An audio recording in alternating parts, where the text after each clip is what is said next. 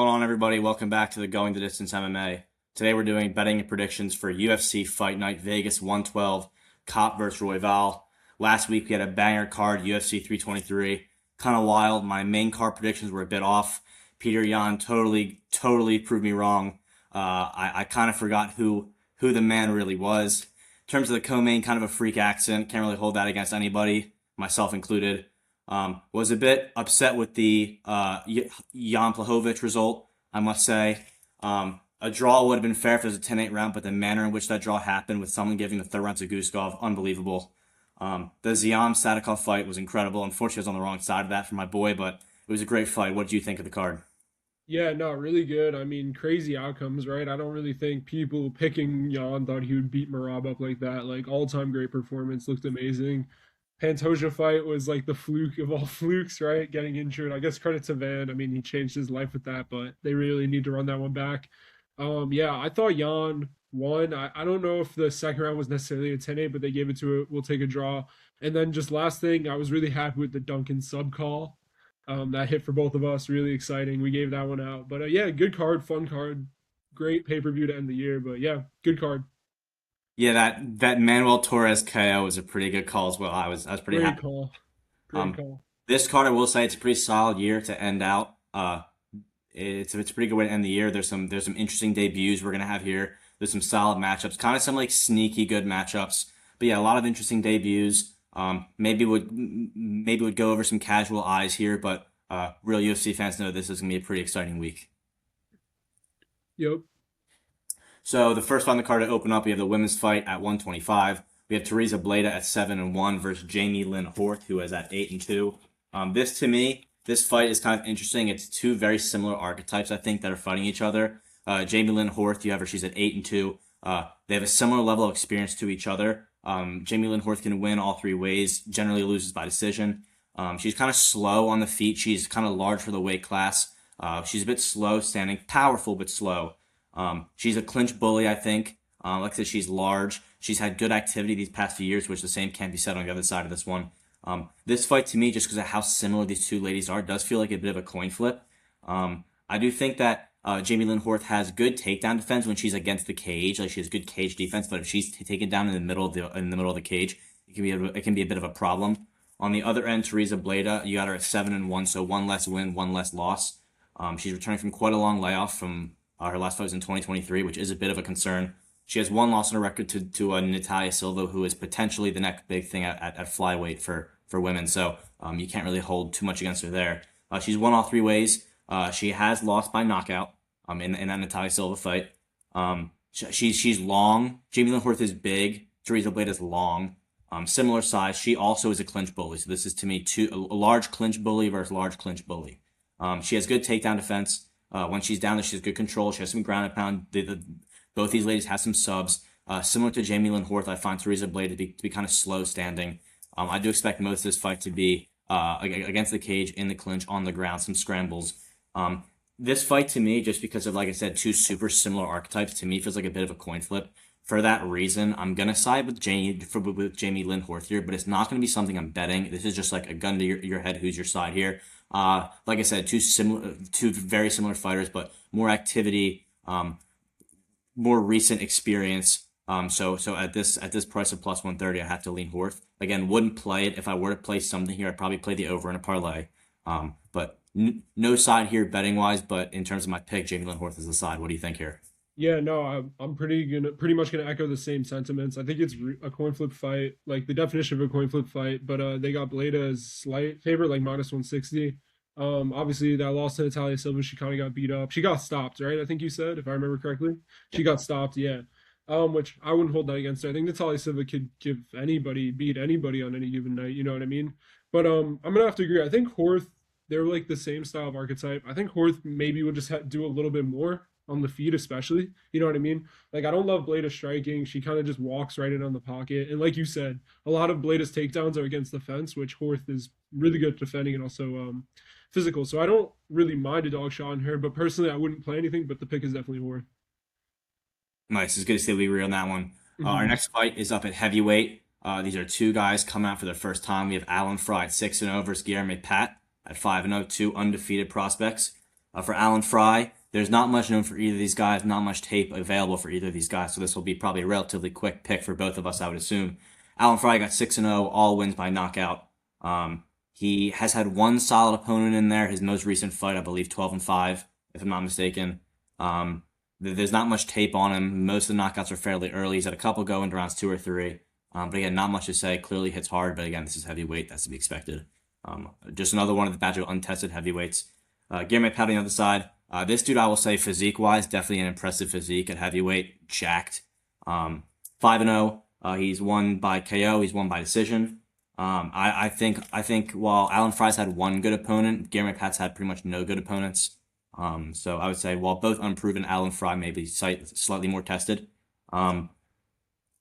Like I said, no tape for either of these guys. So if you're telling me to take a money line, gun to your head, I'm taking Alan Fry just because of that one good opponent I can see some proof of.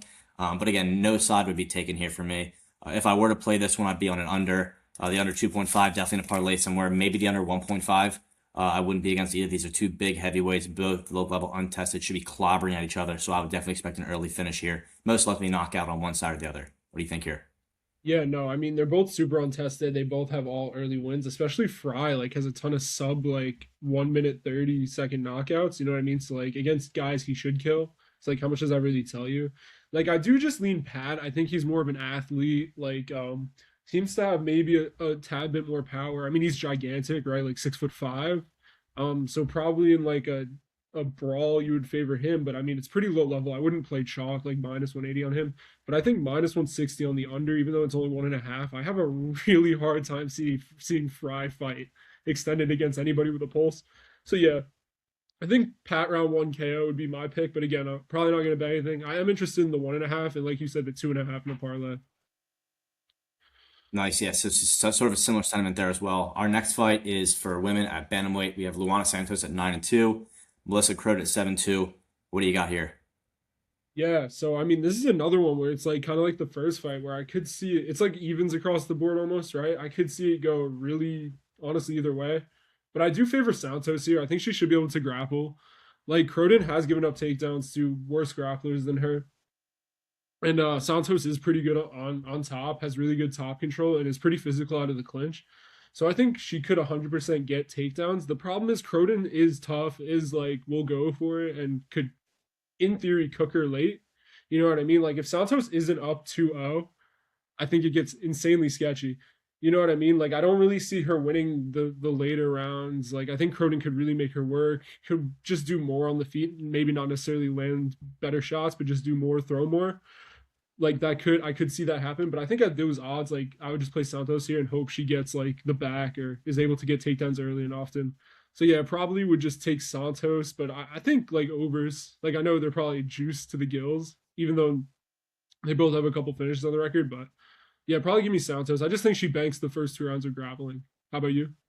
Seems like we agree here as well. I think the side here is Santos. Santos coming in at plus 110, so you get a little bit of underdog money there. You'll get a good return. On the Croden side, I think she's fought generally lesser comp. She's coming in at 7-2. She is a finisher, which is always an attractive trait of a women's fighter. Her one loss is by decision. She has good power. She has good hard strike. She's a grinder. She has pressure, which is all good traits. On the other end, Luana Santos, a couple more wins there on the record. She has some beautiful submission games. She also wins by decision quite a bit. She has lost by decision. She's never been finished, which is good going up against the big finisher trait of Croden. We see that time and time again. Santos is coming in on a 2 submission streak, which is good look coming in here. She's gotten the last 2 ladies she's been fighting out of there before the bell. Santos loves a headlock. She can rip them down. She can rip someone down with a headlock, and especially with a grinder like Croden, who's always going to have good head position up in the clinch. I think that headlock we're going to see at least once here. Generally fought better comp, like I was mentioning.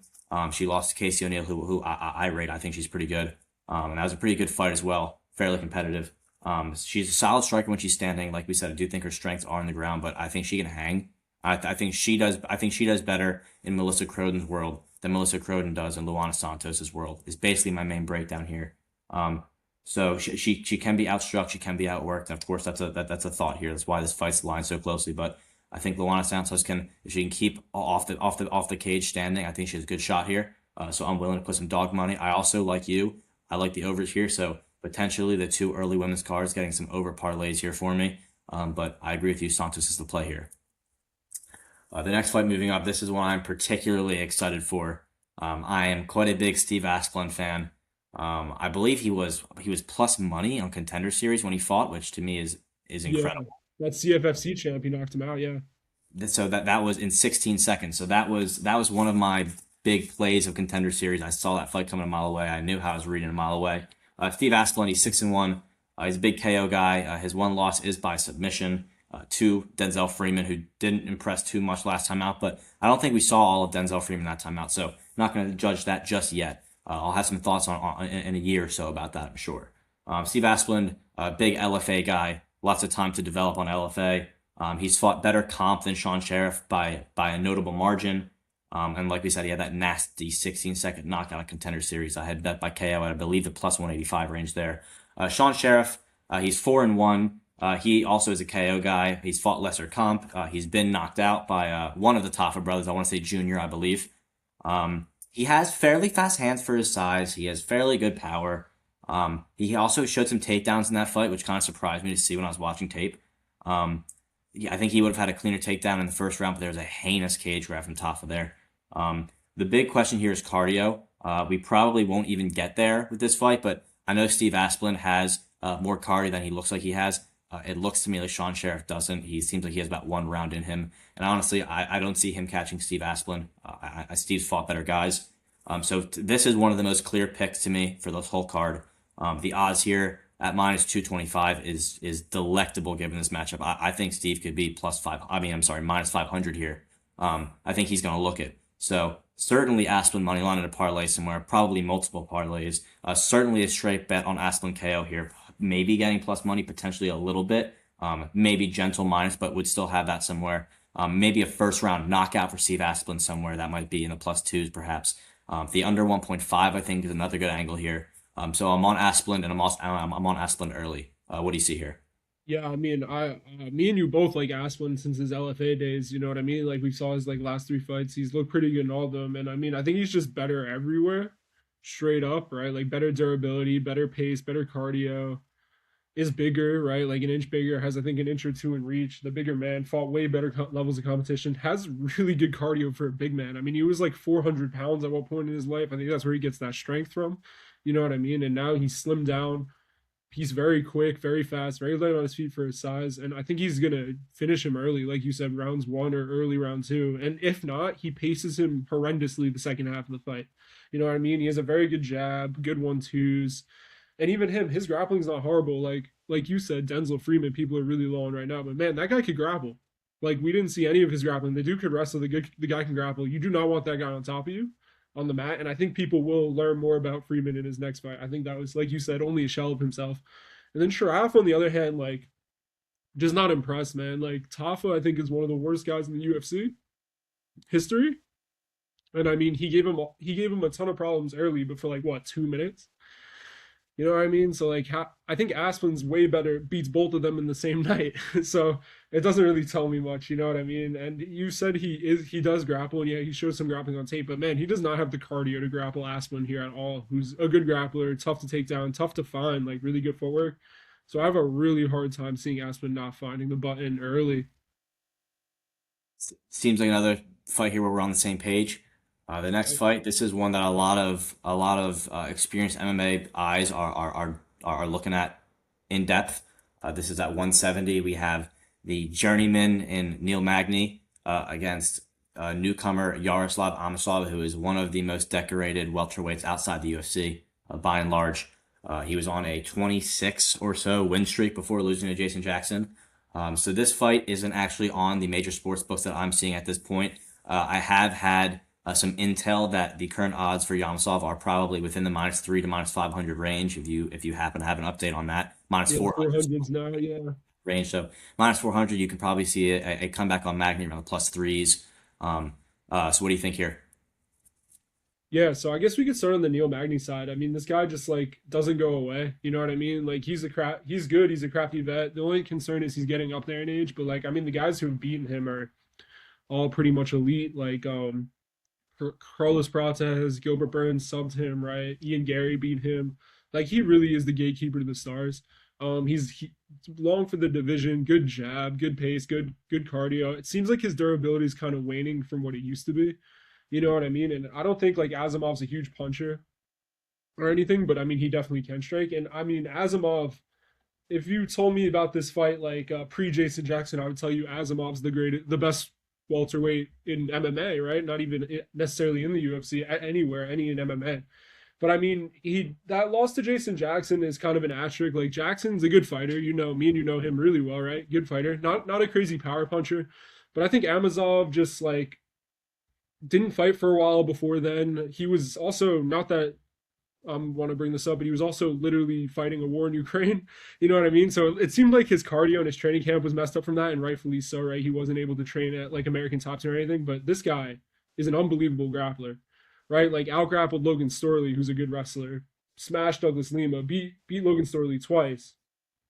Um, Submitted this dude Nathan Oliveira, who was 4-0 at the time, who's got good grappling, just really good grappler, really educated striker. And again, I just wish they got him sooner. Like I think this guy's the goods. I don't know where he's at right now. I think this is a really good measuring stick, but I played the fight doesn't go the distance, and the reason for that is Almazov has been finished in his one loss, and Magny's recent wins have all been finishes. You know what I mean? So it's like not that I think Magny finishes him, but it's just like the odds weren't enough of a difference to play it. So I played fight doesn't go at a minus 145. I think Amazov rolls here.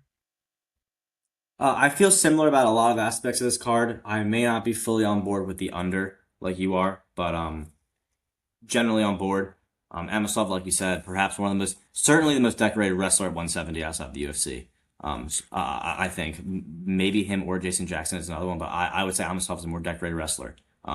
So Amosov 28-1, which is like I said, incredible record. That recent KO loss to Jason Jackson, a bit of a hitch on the record, but shit happens.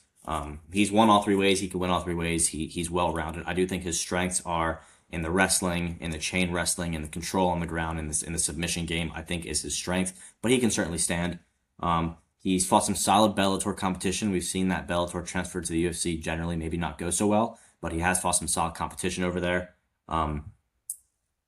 I think that at some point he gets stopped in his journey through the UFC. I don't think it's here. Like I said, he's well rounded. I don't think he's gonna have the openings that Neil Magny's been able to take advantage of recently in those recent finishes. I just don't see it happening here. So due to Amosov's style, especially against better competition, the under here worries me. I can see him chain wrestling and controlling his way to a win here. I can certainly see him subbing Neil Magny as well. The majority of Neil Magny's losses are by submission. But I'm just not sure if I like it enough to lay money on the under here. I actually have the over written down, so if I was to do something, it might be the over. But more likely, Amosov in a lay somewhere. At minus 400, I don't love it. So I'd probably be hands off here in all. But if I were to take something here, yeah, honestly, I'm more into the over than the under. So it'll be kind of interesting how that plays out. But more than likely, no bet here for me. But the pick is Amosov. Yeah, when you think about Amazov's sub at like plus 175, I think if there's a finish, it will be an Amosov sub, which is probably what keeps me off of the over. mm-hmm. Honestly, if you were to play this fight anyway, honestly, that's probably not a bad way to do it. Is the Amosov sub? I think that is the most likely finish. Um, so now that you say it, maybe that's probably the angle. I like that more Yeah. than the under or the over because I think that sub it changes the fight on that under over. So no action for me, but possibly a slight sprinkle on Amosov sub. Good call. Plus 200 on DraftKings. Honestly, that's enough That's for a me. good line, right? I didn't even see that. I would say Yeah, sub is the play here. I'm Small, writing that down. small. Yeah. 100%. Next fight here, definitely caught my eye for an interesting debut. We have at 145 featherweight, we have Joe Anderson Brito at 17-5-1 against Isaac Thompson at 9-2. Odds I saw here were Joe Anderson Brito at minus 225, Isaac Thompson around plus 185. My first thought looking at this was obvious Brito, but after doing some research, this is not as clear cut as I thought. So if you'd like to take this away, the floor is yours. Yeah, so I forget we were talking about before the show. I had Brito in a parlay with Amazov like before the lines got smoked against who he was supposed to fight before, which was why am I blanking who he was supposed to fight?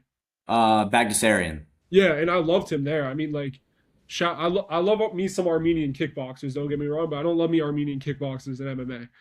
You know what I mean? Like I thought Brito was gonna get takedowns early and often, or just like nuke him on the feet, can make some takedowns, but doesn't matter. That fight's not happening. But I mean, Brito is extremely physical, extremely durable, extremely aggressive. You know what I mean? He's always hunting for the finish. He's always going. He's doing something always. He doesn't relax ever. The thing is, he burns really hot. Like I would say, after the 10-minute mark, he's 100% shows signs of slowing down. And the fight that stuck out to me was like the JSP fight, the Pierce fight. How he was down two and he still somehow got the ninja choke, right? Like JSP was like, "Yo, get up, like do something, do something," and he gets up and grabs his neck. But he didn't look great in that fight. You know what I mean? Like he kept getting taken down. He kept getting chain wrestled. His jiu-jitsu was pretty much negated off his back by JSP. And I'm not saying that's going to happen here, but obviously also Sabatini, he struggled with grapplers, and I think the way Thompson fights is a little bit similar in the sense of like he will look to grapple. You know what I mean? He seems to just fight really smart, like fights to his strengths, fights to his opponent's weaknesses. So I could see a world where he extends Brito, like tries, maybe he's sketchy early, like maybe gets his neck caught, maybe gets dropped, but I think he survives, and I think this kid's pretty good. Like he's only 25, he's constantly getting better. His last fight, which I think was LFA, right? He fought Azaboyev, I think is Boyev, something like that, a Russian guy, like, or Uzbeki, and he was like spamming overhands, fought a lot like Brito. So I was like, oh man, this is like a similar archetype. So yeah, I honestly kind of got off the Brito play. I think he needs an early finish in like one or two to kind of cover that big price tag in the twos. So I actually think I'm gonna bet Isaac Thompson at like I don't know what his odds are right now.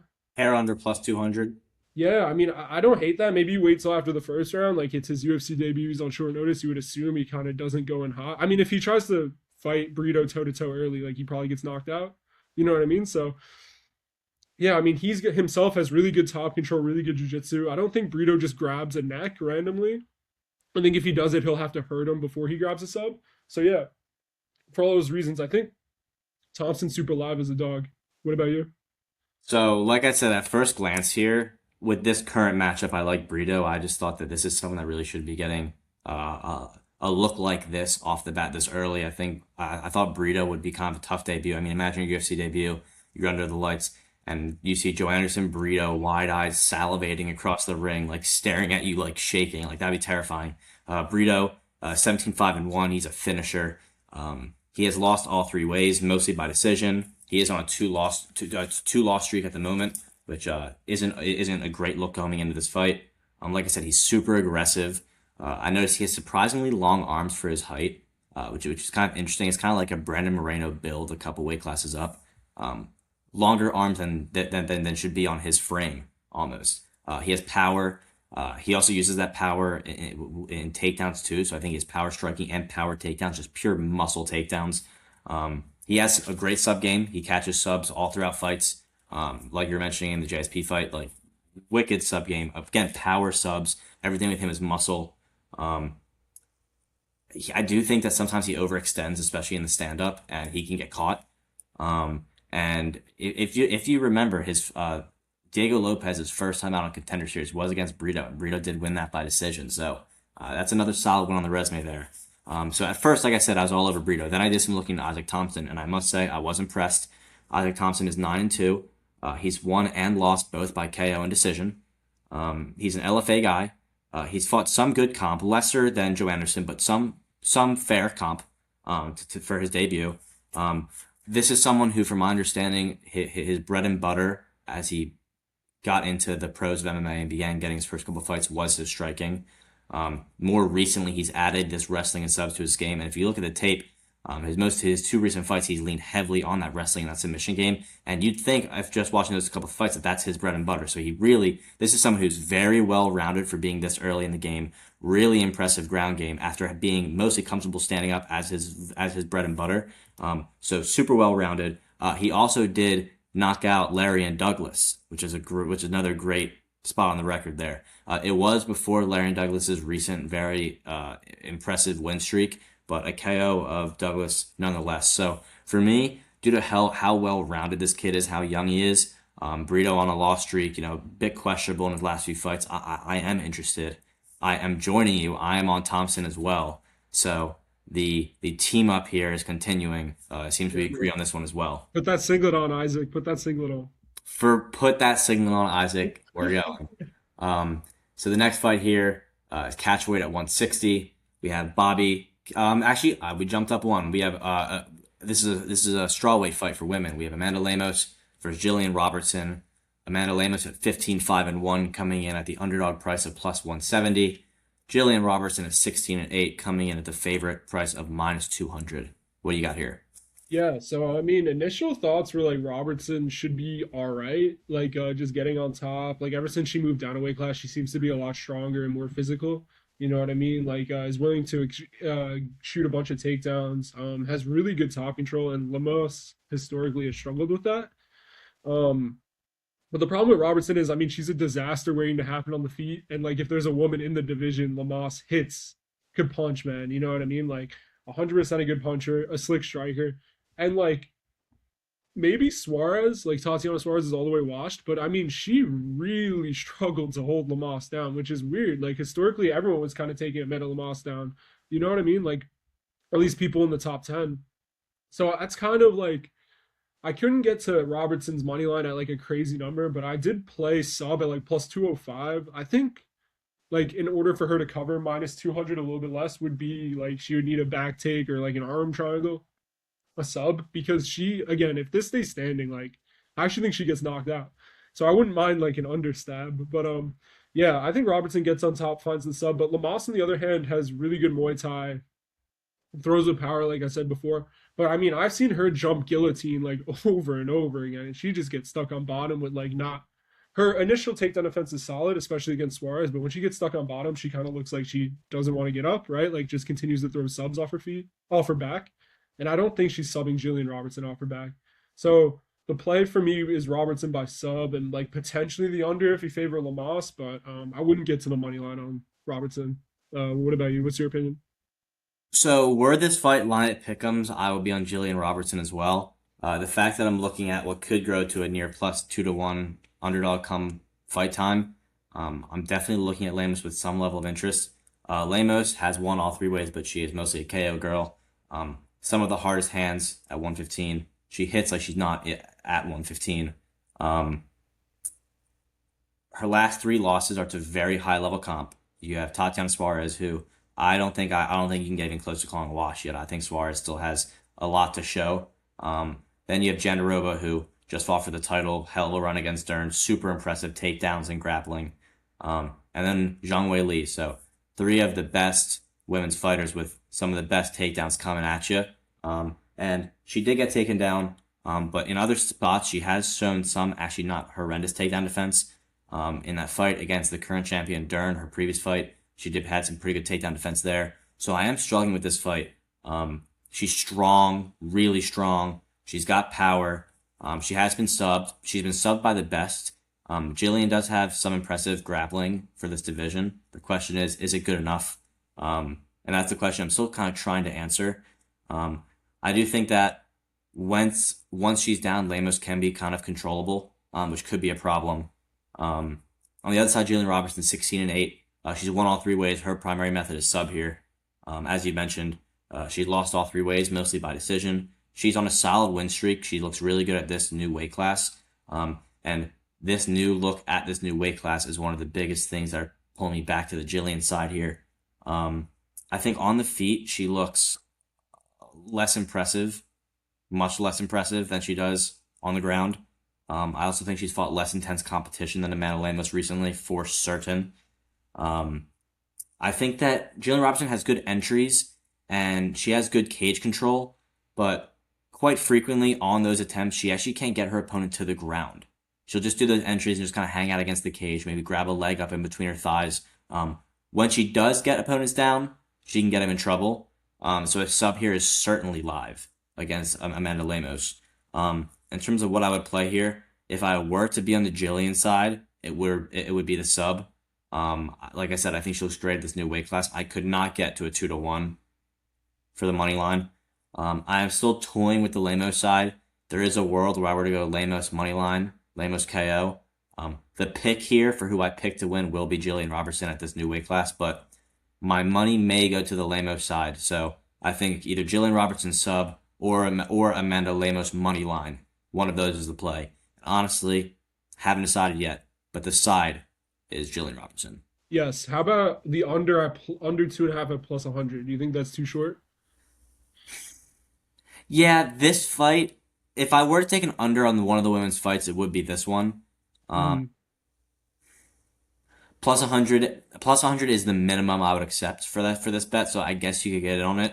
Um, I keep on flirting with where my money's going to be, so my final decision, I think the pick is Jillian Robertson for a winner.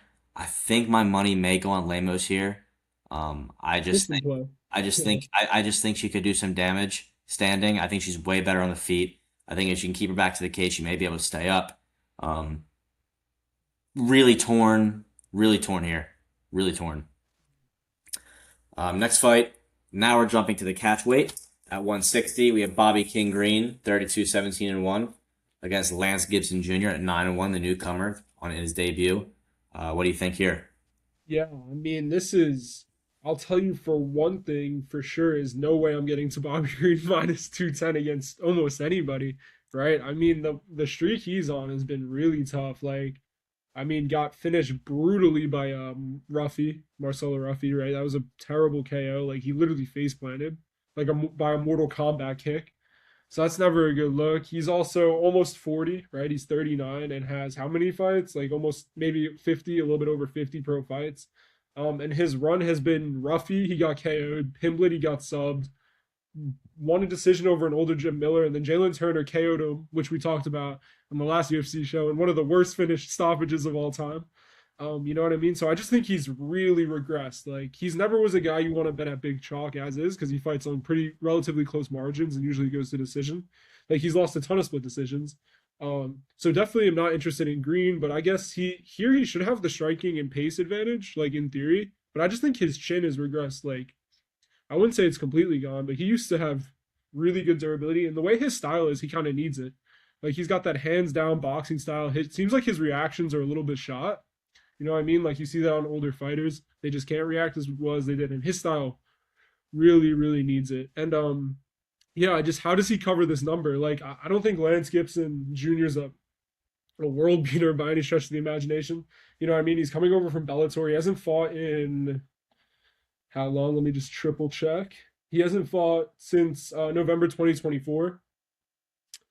And it was against a 5-2 guy. Then before that, a 19-42. So I mean, like, how much does this really tell you? Before that, he got KO'd in a minute by Vladimir Tokov, who's not horrible, another Bellator vet, but like just not a great look. You know what I mean? And like now he's 30, so it's not like he's a kid where he's ever improving. So I just think he could, in theory, get takedowns. I just think this version of Green's going to be pretty shot. Um, and it would kind of more just be a numbers pick than it is like, oh, I think he's the man, or you know what I mean? I think he's a great bet. I think he just like is catching Green. If he was ever to be Green, it would be now. Um, so yeah, I probably gonna just throw. I don't know if I'm even gonna do it. Maybe wait for weigh-ins and see how he looks because he's fought a little bit. But I think Lance Gibson Jr. for me, as crazy as that sounds, yeah, maybe not the under. Like they're not both big finishers, but just the way Green is. And if you think Gibson's a bum, like he's gonna hit him all night, you know. So yeah, I guess the pick would be Lance Gibson Jr. How about you? So I think I'm on the other side here. I agree with you that over 2-1 odds is too much here for a questionable Bobby Green, so I will not be on the money line. Bobby Green, I believe this is his 51st fight, which is wild. Veteran, won and lost all three ways. In his last six losses, he's been finished, but these six losses have been high level guys, really high level guys that each one would dismantle Lance Gibson Jr. And I can say that confidently. I would parlay them all to do so. Sure. Um, Massive drop in comp, massive drop in comp. Um, Bobby Green's fought the best. He's getting up there in age. I believe he's 37, 38. Um, 39. 39. He's got Yeah. that classic low hand style that we've all seen him do. With his hands are down by his waist. He's got his head up. He's moving. Really reactionary counters. If he really relies on his speed, which has stuck around surprisingly well given his age. He's one of the fighters that I think has retained his speed better than most. Those reactions are definitely getting a little bit slower, but his speed itself has stuck around surprisingly well. On the other side, Lance Gibson Jr. plus 180 return there, 9-1. He does have that KO loss in Bellator that you were mentioning, in which he actually got dropped by a power jab, and that's not a good look here because I mean, if you remember the jab that Bobby Green hit Grant Dawson with, like the power jab is there, the Yeah. power jab is there. So watch a power jab knockout. I'm going to be a wizard. Like I mentioned, that power jab wasn't a good look. He has less experience. And the only good comp he's fought was where that power jab finish happened. He has some ridiculous other records, like he said, that he has that 15-12 fighter, that 19-42 fighter. So this is a giant step up, even though it is an older Bobby Green. So I'm definitely on the Green side here.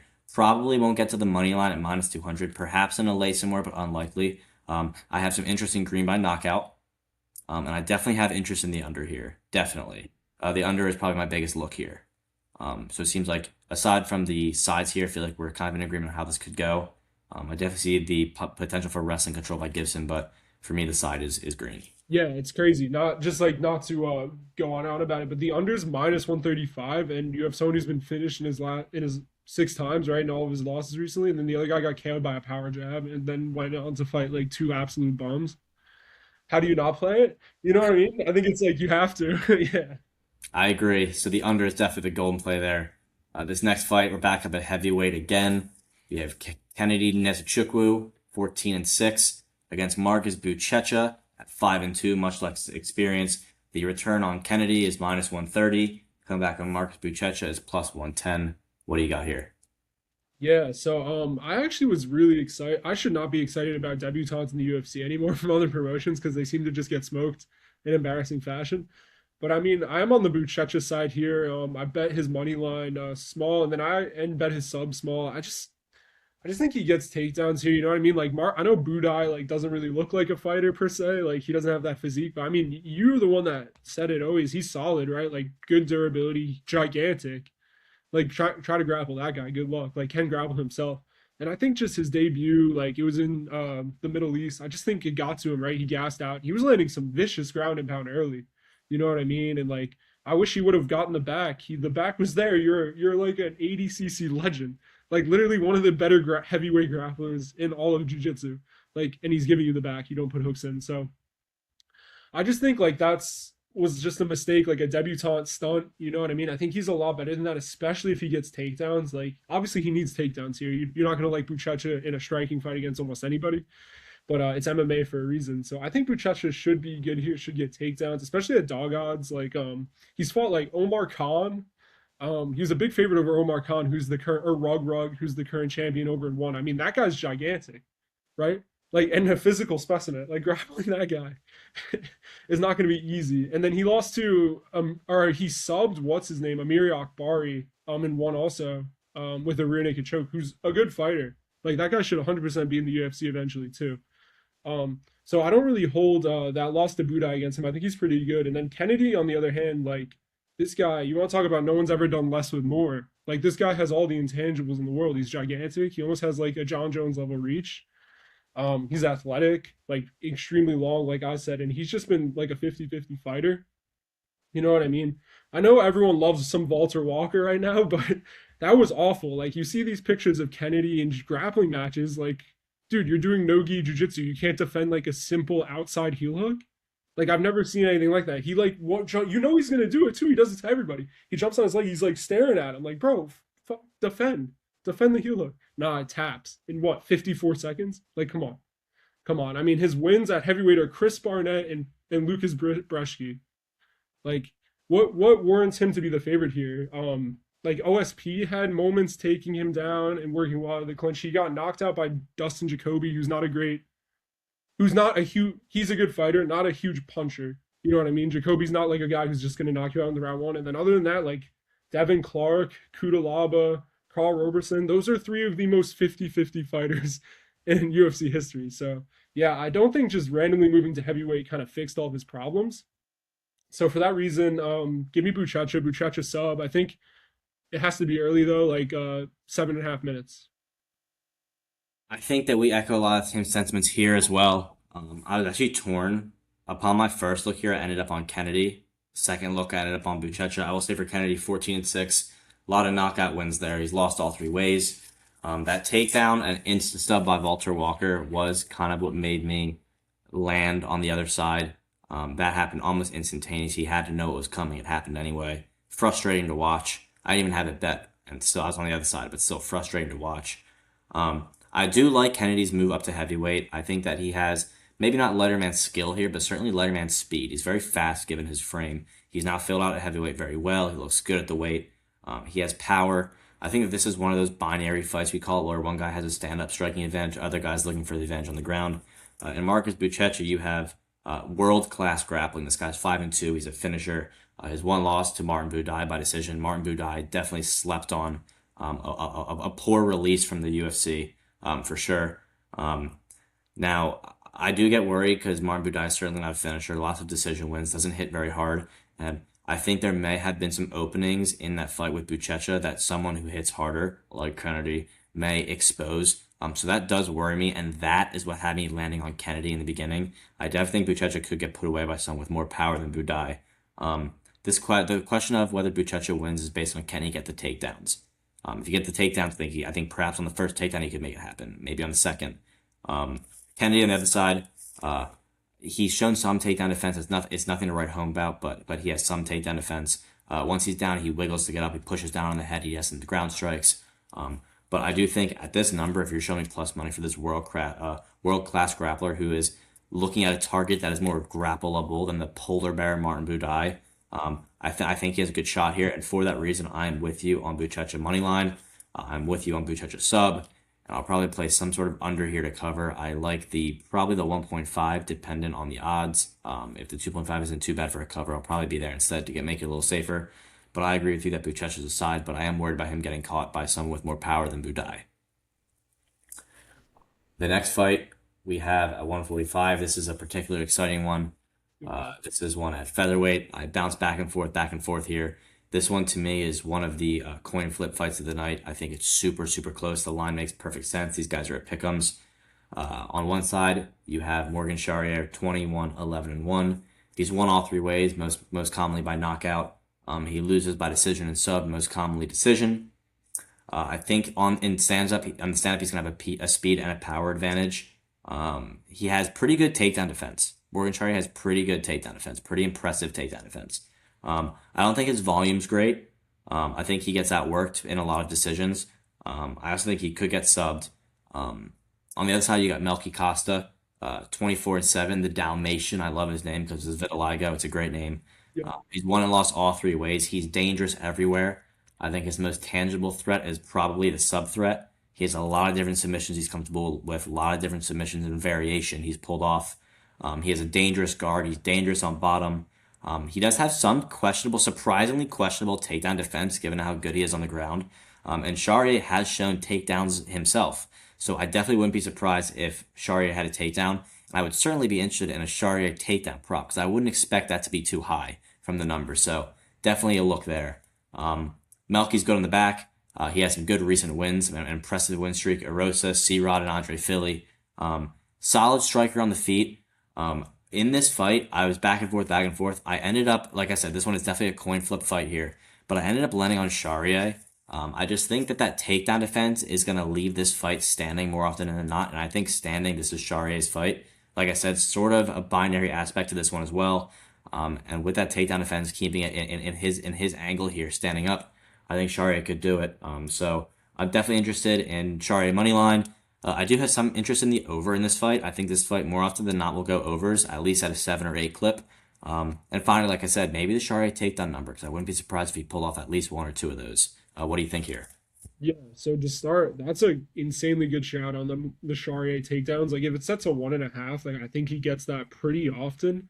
You know what I mean? Just with his style is. But I mean, we said nobody's ever done less or more. I think that's the definition of Morgan Charrier. Like this guy is, I wouldn't say elite necessarily, but he's very well rounded. Like has all the intangibles. Like super athlete. I mean, legendary hardware. Like that shot Wood hit him with was like Jesus. A lot of men go out that night and he recovered, right? I mean, I think I know it's MMA, right? You're striking. That changed the whole trajectory of the fight. Like, I mean, I think if that fight's ran back, you see a winner almost every other time a different winner. You know what I mean? Like that was a pretty 50-50 fight. And I think Nathaniel Wood's really skilled. I mean, he just beat Jose Delgado. Whether you think he did or not, he fought him really close. So yeah, no shame in that loss to Nathaniel Wood. But this guy, like all of his losses are pretty much by split decision. So there's another world where he only has like two losses if he gets the split decision right. I thought he beat Cheppy Mariscal quite clearly 2-1. So I don't really see how he lost that. But again, like you said, like really good takedown defense, good offensive wrestling, good striker, solid power. I just wish he did more. He does get outworked though, which I guess would be a concern with Mel Costa. But I just think Sharia is the better striker. You know what I mean? More comfortable on the feet. But on the flip side, Mel Costa, which you said, good nickname.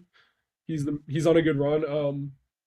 He's coming on a good run. Like I mean, he beat Julian Erosa, who's solid. He beat Christian Rodriguez, who's a little bit undersized for the weight class, but that's my boy. I've always been a C-Rod guy. Subbed Andre Fili in a weird fight with that like guillotine choke from half guard, but still got the sub. And then the thing with concern with me was the Nerdiaki fight.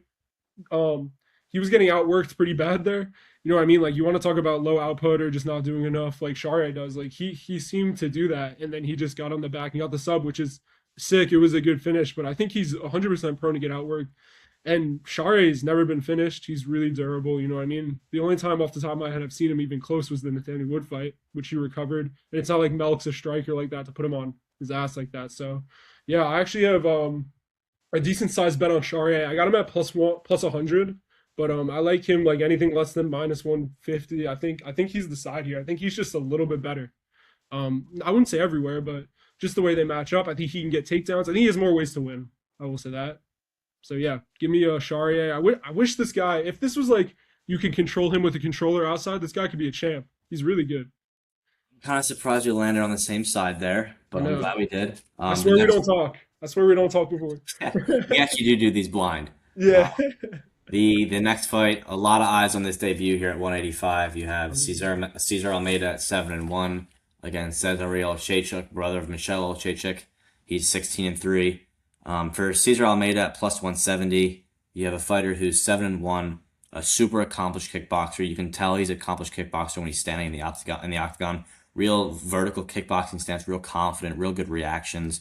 KO and decision wins. He has lost by decision. He's never been finished. Like I said, he's great stand-up, great counters. He has shown some questionable takedown defense. Like that's certainly an avenue where he can be exploited.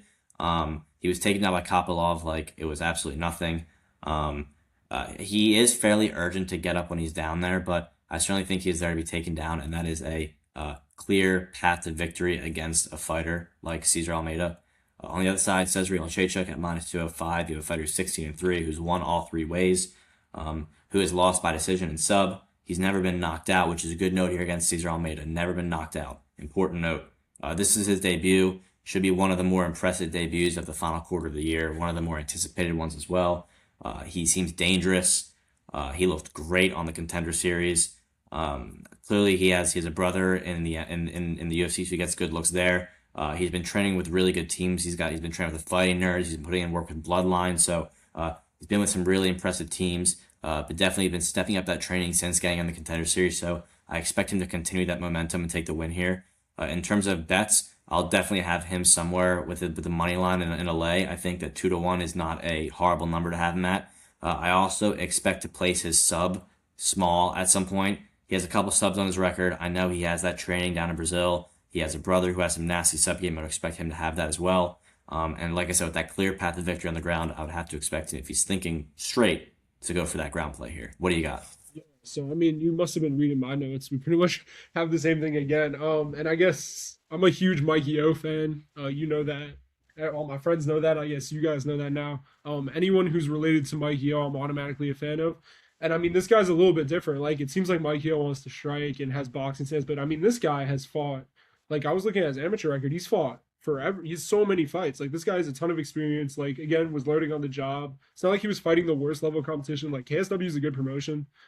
You know what I mean? He's only 25. Like, he only shows 2 subs on his record, but definitely has a grappling game. Like, we didn't get to see it on Contender Series because he just killed the guy pretty much in the first exchange. You know what I mean? Really good durability, like has good power himself. Like, I think he could 100%. Like, Almeida's a great striker. Don't get me wrong, but it's not like, oh, you can't strike with this guy. Like, you can in pockets, and I think he could just strike enough to get takedowns. Like, I mean, he knocked out Tom Breeze, UFC vet that killed Theo Hag in what 36 seconds, who we fought in Contender Series. So like, there's no reason to think he doesn't get takedowns here. Well, Almeida gets taken down by pretty much everyone. Like Dylan Buckha was looked like Khabib early, which is really problematic because that guy was not UFC caliber. You know what I mean? Roman Kopylov, who's my boy, isn't a wrestler, and that was like the first camp out of when he was learning some wrestling, and he took him down pretty easily. But I will say is he has pretty good get up game. Obviously he's never been knocked out, so good durability. Obviously, glory kickboxer, former glory kickboxer.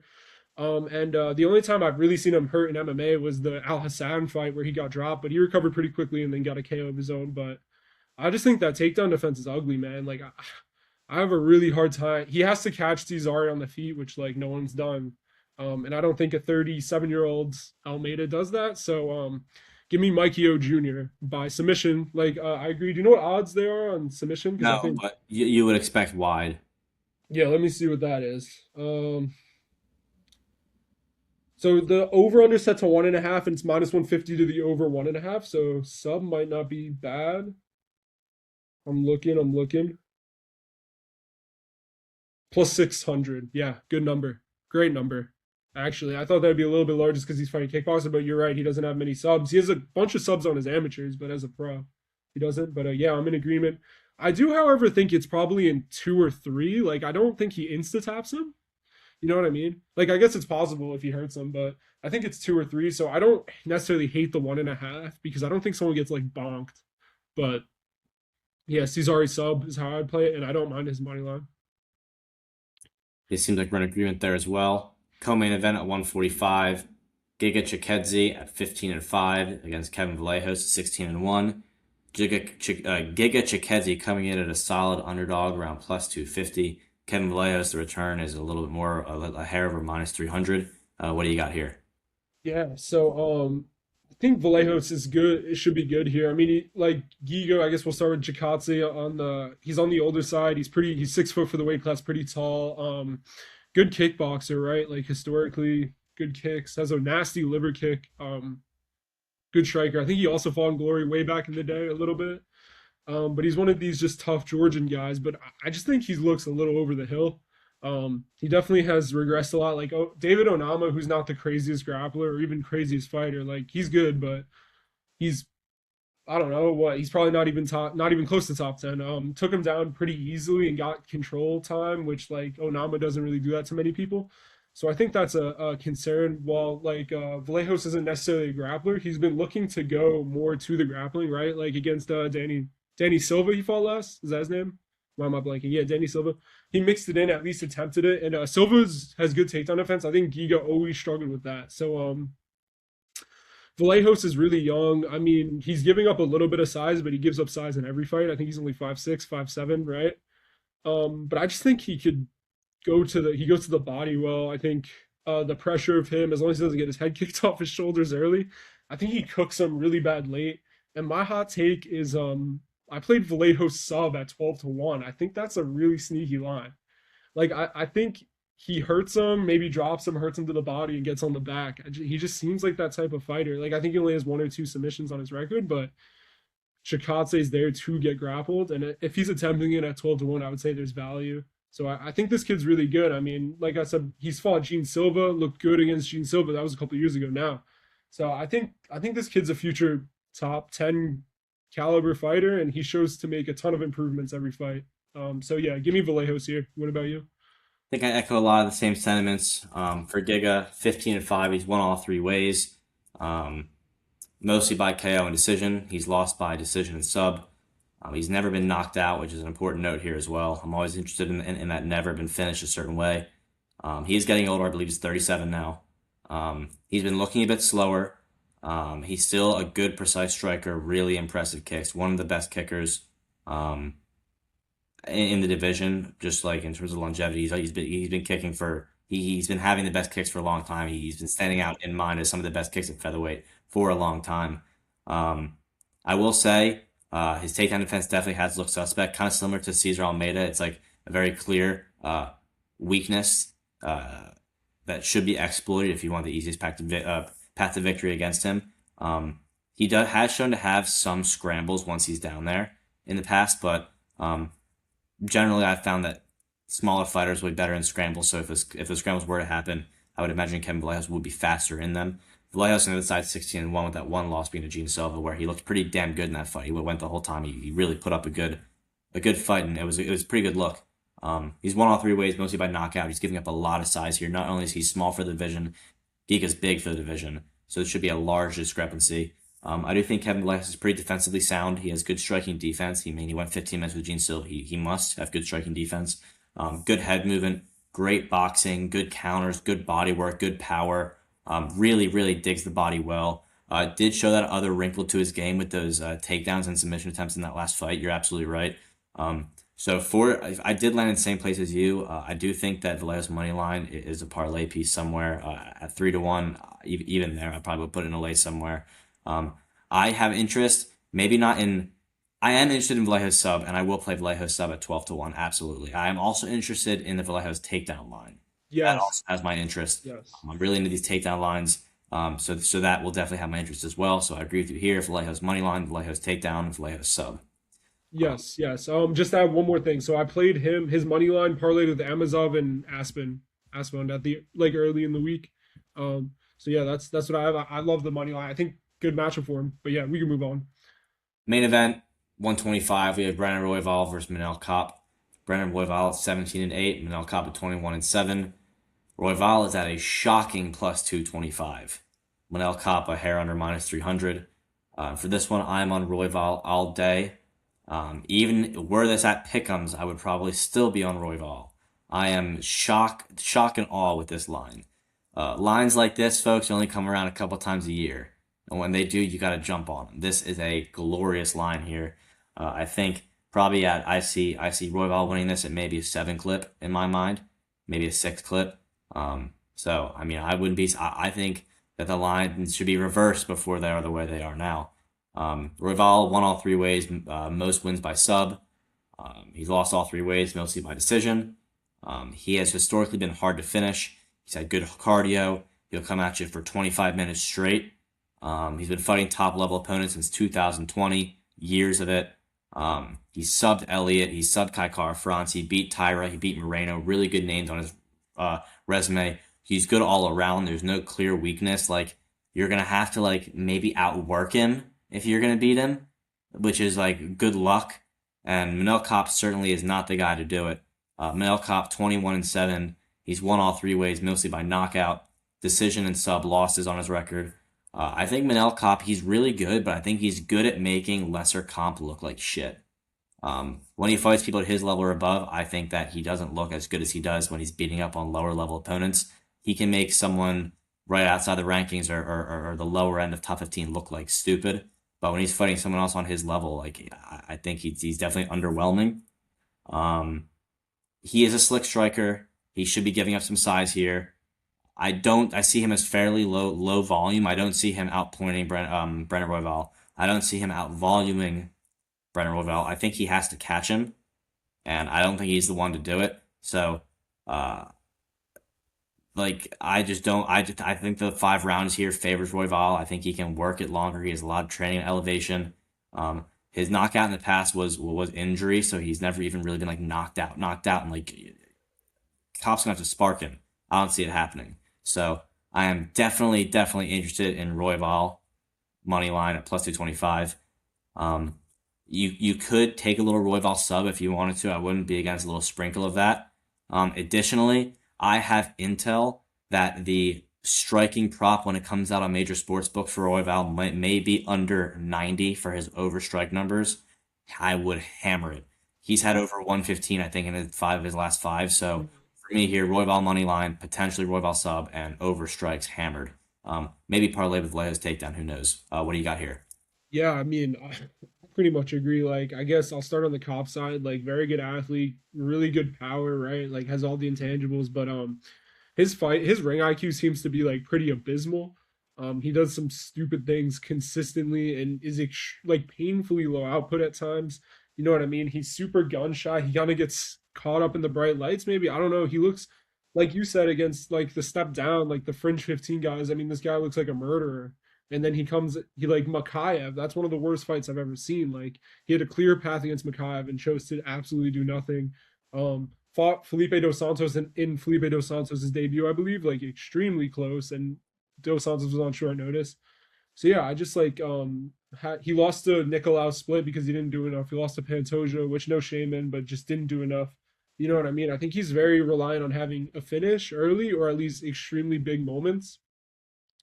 Like, I mean, he hurt Almabayev a bunch of times. Almabayev was like pretty much scared to engage, and who I'm not super high on. And then beat Bruno Silva, who's like, I don't know, 14, 15. Like, he's supposed to beat him. He was a big favorite in that spot.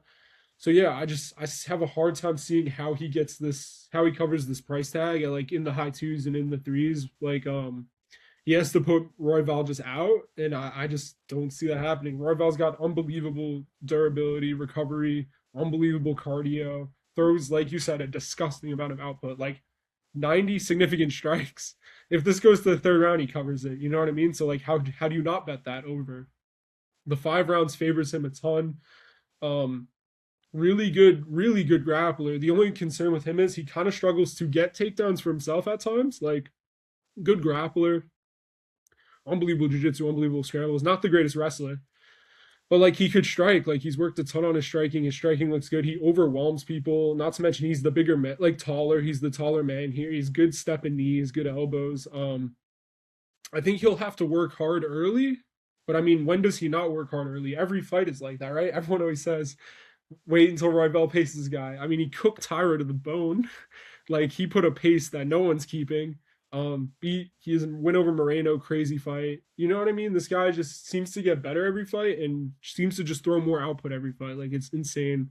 Um, I think like we say he's gonna take Kape to the swamp. Like rounds 3, 4, 5, can Kape swim? I don't think so. He's shown he hasn't been able to. So I think like rounds 4, 5 sprinkles at like crazy numbers. Like I think he can get a finish. I think he reason Owen got kicked, so I will just finish the card. So yeah, Royval for both of us. I guess I'll go through my favorite plays. I think Brendan Royval on the money line. I played Vallejos in a parlay on the money line. I played ITD and I played sub. I just think it's a good spot for him. Like I'm ready to get my heart broken when Chikadze eats like 100 liver shots, but I think he finds the finish. I think this kid's the future. I like Cesar also. I do like sub, like a stab on sub. I bet Morgan Charnay on the money line. I bet Marcus Buchecha sub and on the money line. Like I said, I think it's a good spot for him. I bet the under 2.5 in the Bobby Green fight. I bet Robertson sub. I bet Isaac Thompson on the money line at like 2-1. I think I'm gonna play Amazov sub, but I have him in the parlay with Vallejos and Aspond. Like I said before, I have Steve Aspond in rounds 1 and 2, and also have his money line in a parlay. Nothing in the Santos fight, nothing in the Fry fight, and nothing in the Horth fight.